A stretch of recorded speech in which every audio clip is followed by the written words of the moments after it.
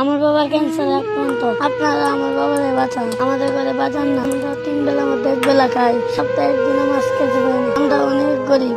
Doctor বলছে আমার আব্বা দ্রুত চিকিৎসা করতে হবে, অনেক টাকা লাগবে। আপনারা যদি সাহায্য না করে আমার বাবারে বাঁচাইতে পারবো না। আমার বাবা মারা গেলে আমরা তো মরে যাবো।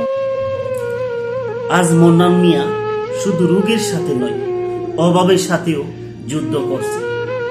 দর্নাত্ম পরিবারের সন্তান হয়েও ভাগ্যর নিষ্ঠুর পরিহাসে এখন মানুষের দরজায় দাঁড়িয়ে হাত পাচ্ছেন।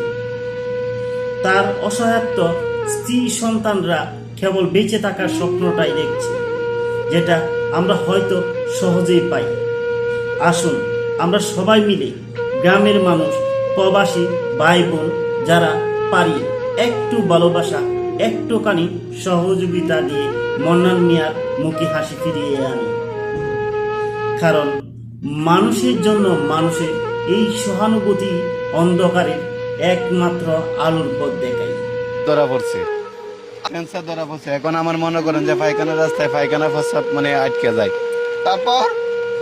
তারপর এখন আমার বলছে যে আমার দ্রুত ভালো উন্নত চিকিৎসা নিতে হবে। এখন তো আমার কাছে মনে করেন যে কোনো টাকা পয়সাই নাই। আমি আমার ছেলে মেয়েদেরকে নিয়ে মনে করেন যে ঠিক মতো খাওয়া দাওয়া করতে পারি না, কারণ আমার তো কোনো কাজ কাম আমি করতে পারি না আজকে 2.5-3 বছর ধরে। দীর্ঘ লড়াই, টাকার অভাবে থেমে গেছে চিকিৎসা। অসহায় স্ত্রী সন্তানের মুখে হাসি নেই। দর্নাত্ম পিতার সন্তান হয়েও ভাগ্যর নিষ্ঠুর পরিহাসে আজ মানুষের দুয়ারে দাঁড়াতে হচ্ছে।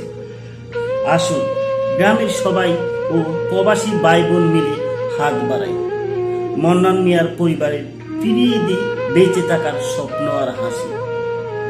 মানুষের জন্য মানুষের হাতই সবচেয়ে বড় আশীর্বাদ।